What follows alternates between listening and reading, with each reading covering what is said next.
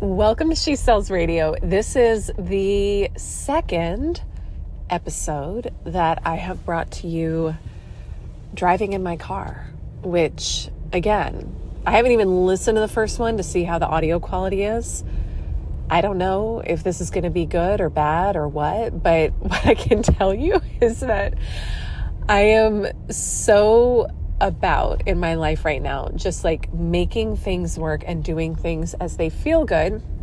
And frankly, this feels better to me right now than sitting stationary in my chair, recording a podcast, looking into a really bright light. Like, I'm just going to call it what it is. So if nothing else, hopefully you never need permission, but maybe it gives you that little boost of permission to just do things your way, which is kind of actually the theme of what I wanted to talk with you about today. I'm also getting over, I don't even like to use the word sick because I just don't get sick. It's like not a thing. Well, I got sick this week. So you may be able to hear it in my voice, and I don't know how long I'm going to go for either. This is probably going to be shorter. I have not recorded a full anything since I got sick this week, but our son Jack went and visited this really cute little school nearby us and brought back a cold, which is just what happens often, right, at school. And Jason, this is funny. I think the universe was kind of like laughing at me. I actually don't think the universe laughs at us, but it's just, I'm going to call it that. Jason was like, oh my gosh, I can't get sick from him. I've got my MCAT this week. And I was like, why are you even thinking about that? Like, I know I'm not going to get sick. I'm unavailable to get sick. I never get sick. And I got sick. So, and I think Jason is fine.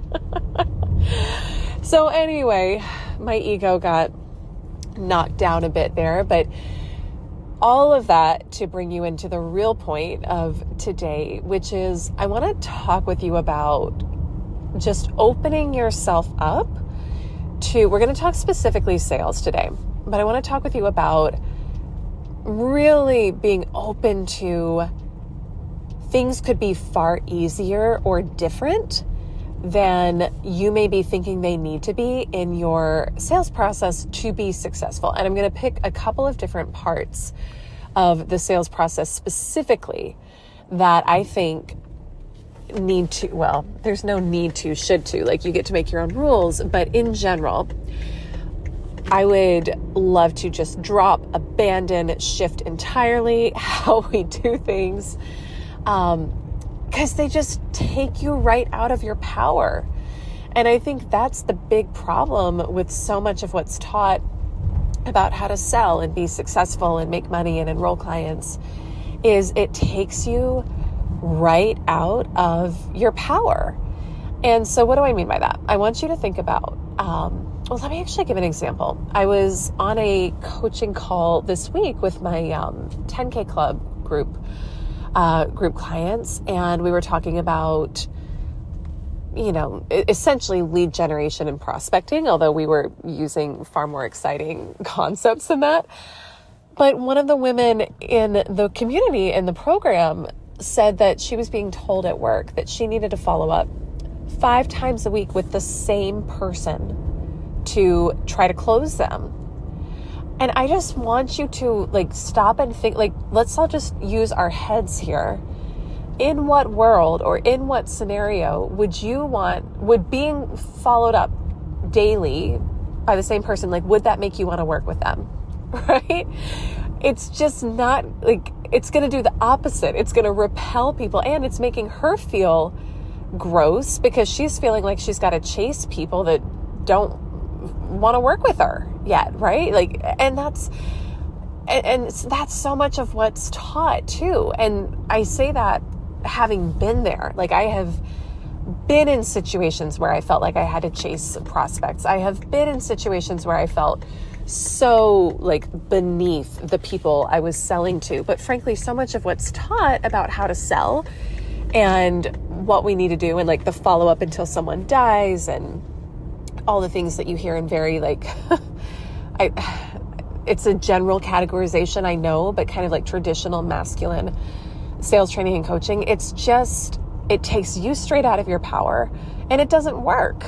It just doesn't work. So I want us to all open up to the attitude and the mindset and the availability for you to be really great at receiving clients, and it not having to be a push, overcome, force, convert type of energy, which again, I know is a lot of what's taught.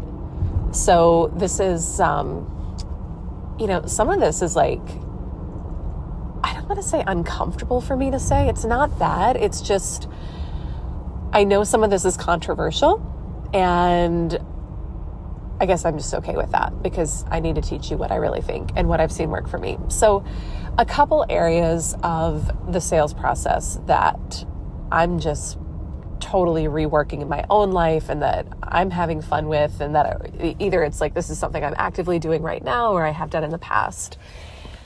Number one, let's talk about follow-up. Anytime you feel like you are chasing, what's showing up right now is like you're actually repelling. So if you feel like you have to follow up, and here's the most important thing, what energy is it in? If you are in the energy of chasing and feeling less than and hoping and wishing and praying that this person would buy from you, that's a repelling energy. That is a less than energy. Now, I like to think I'm good at follow-up. I mean, I'm sure there's plenty of moments when I have not been good at it. I think generally I'm pretty good at follow-up with people who I actually want to work with. But the most important thing with that is the energy. If the energy is, please work with me, that's going to repel people. People can feel that.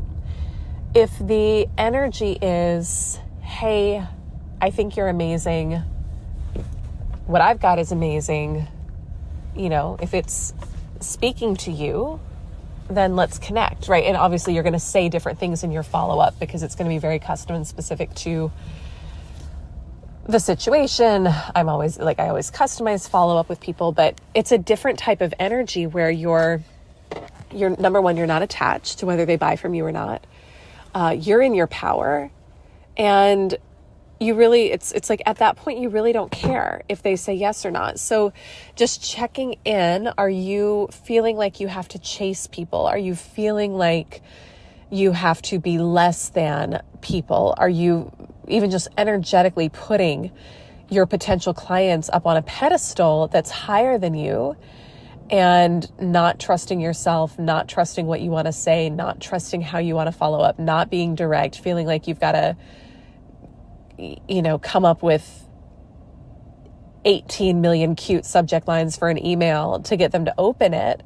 Or are you just in your power with it? And I think that's the thing. Anytime we're in an energy of analyzing, like, is this good enough? It's really, you're asking, like, am I good enough, right? And I'm someone who has been there. Like, I've written and rewritten follow-up emails or follow-up texts 5 times, 10 times to a prospect because I wasn't in my power with it and I was questioning or doubting myself. And here's what I know, like, in that energy, that's not powerful. It's not powerful energy for follow-up or for converting clients. And so just really checking in with, like, what is my energy when I'm doing this? Because I genuinely think that is 95 to 98% of it. And if you're following up with people who you don't actually want to work with out of obligation or fear of not making money, again, have been there, done that. Oh my gosh, I teach all of this from having done it the opposite way. And I was someone who was terrible with boundaries with everyone in my life for a long time. So I get it if that's you. So no judgment or shame, but more just an opportunity to shift and say, I wonder what it would be like to really be in my power as I follow up and only reach out to people who I actually want to work with. I know it may be different if you're working in a corporate job and you have a list you're working. I get it. The energy shift there would be, it being in your power as you do it. So what does it feel like for you to know that you're successful no matter what, that your goals are met no matter what, that you're always going to win, that everything is always working out for you? And from that energy of non-attachment to whether any specific person has to be your client, that's how you're reaching out to these people. You will find that you'll get a very different result from that. So that's number one. Something else that I've been having these conversations a lot lately with my 50K Club mastermind group is like, do you actually need a discovery call? You know? And this is what we've been taught. You have to, like, you've got to convert on the phone. If someone wants to work with you, they've got to book a discovery call. Well, maybe, but do they always?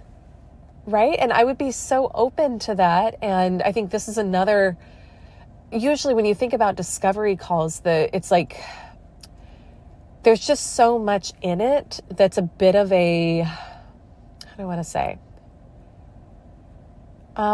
It's not manipulative. That's not it, because I know like people in this community, you're not wired like that, but it can be.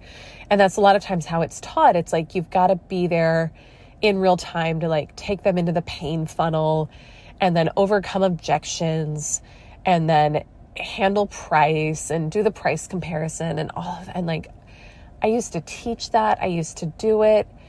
I was good at it. Like, I'm not gonna, like, I could convert really well on a sales call, but the energy didn't feel good to me. And I don't know that it always felt good to the person on the other line either.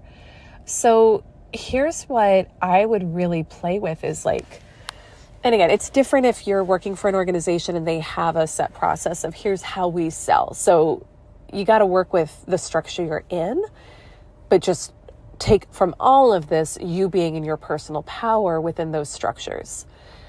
If you are an entrepreneur and you have the ability to shape your own process here, then I would look at like, is it always necessary that we run people through a discovery call? I don't know about you, but for me, sometimes I want to get on a call when I'm thinking about hiring someone or buying something. A lot of times I'm really good with like a quick text back and forth. And sometimes I just know I want it and I just need the fastest way to buy it. And so noticing if you have the belief system that someone has to get on a call with you to buy from you, and then saying, is that actually what I want? Like, if it feels good to you, if you love discovery calls, if that feels great, then keep doing it by all means.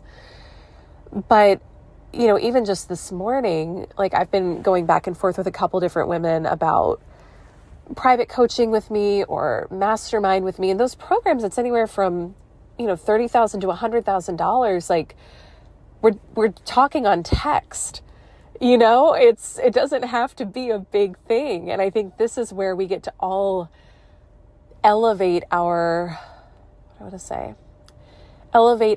belief in ourselves and elevate our belief in our prospects that we're smart, they're smart.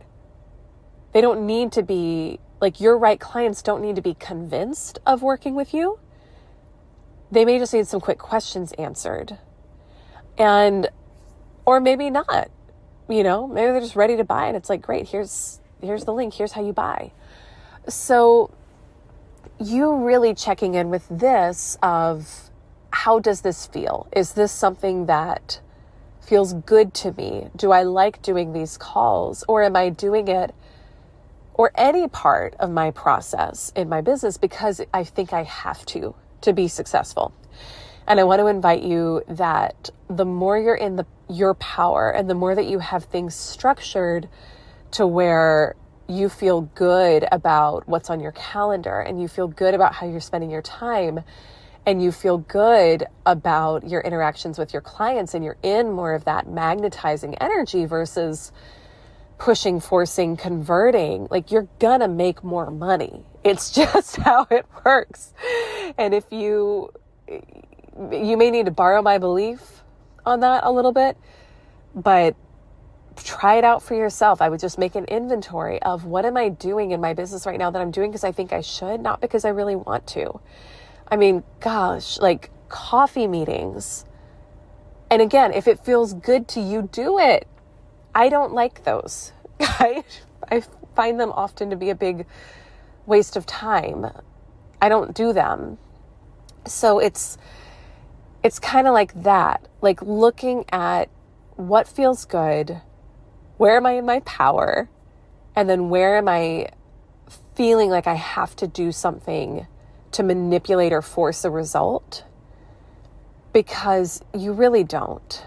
And anytime we're trying to manipulate or force results, we're just not going to get as good results as we would if we were, I know I keep saying like being in your power, but that's really what this is about. Like you owning who you are, how valuable you are, how great your product or service is, unapologetic, and then doing the inner work. Like that's why it's so important that every day you're working on your mindset. Every day you're noticing if limiting beliefs are coming up about what's possible for you or what you're worthy of.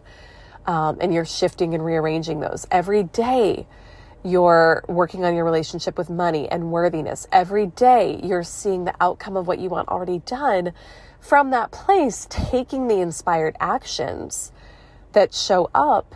But I promise you, there will not be a single inspired action that feels like chasing, feels like you being less than somebody else. It'll be things that feel expansive. It'll be things that feel stretchy. It'll be things that feel like, ooh, out of your comfort zone, but because of how they're helping you expand, not because you're shrinking into a lesser version of yourself. So from that place, when we do the inner work first, and we're very clear on our boundaries, and we're clear on what's a yes and a no for us, I think the members of this community get it, but the right clients, the right opportunities, the right people, the right scenarios, they show up, you will need to take action on those in some way, shape, or form. So like I said before, like I'm going back and forth with these potential clients right now on text. I'm not just sitting here like just waiting for them to come to me. I'm available, I'm answering questions, we're doing the things, but it's in an energy that feels really good. It's not in a push force, like you have to buy type of energy. So that's your car sermon for today. And this actually lasted longer than I thought my voice might last. So this is all good. So with that, let me know what shows up for you. I'm at Elise Archer on all social. You can check out my website, elisearcher.com, for more information on programs, courses, ways to work together. We've got all sorts of amazing opportunities there. Go out, be in your power, practice doing what feels good for you in your sales, in your business, and in your life. And I promise you will always get the best results.